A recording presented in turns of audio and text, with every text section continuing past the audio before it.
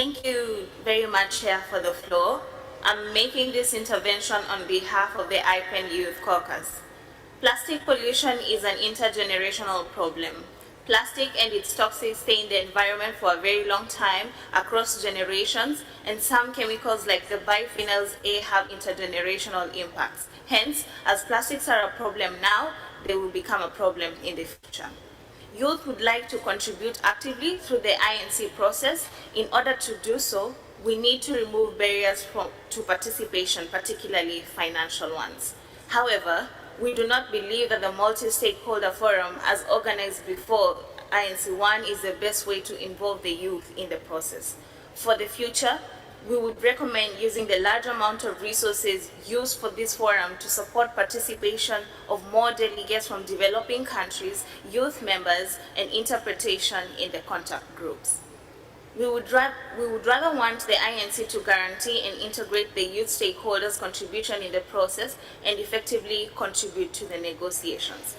Additionally, providing opportunity for submissions, consultations, and involvement in the intersessional process would be a valuable way to involve future generations in the process, including the possibility to organize side events in the future INCs. However, if a multi-stakeholder forum is to be organized before INC2, we would want it to, 1, be separate and not run in parallel with INC1 to allow for our inputs to be integrated in advance of the meeting. 2, to be organized in a manner that includes us from early consultations based on a fair and equitable access. And 3, to avoid the conflict of interest in this process.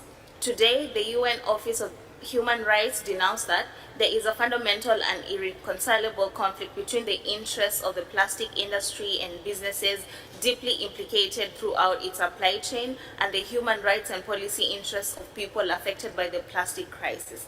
The plastic industry has disproportionate power and influence over policy relative to the general public. Human rights are needed to counterbalance these powerful interests. Priority should also be given to the voices of those who are most impacted by the problems that these interests have caused, including children and youth, women, West speakers, scientists, and indigenous people. Thank you, Chair.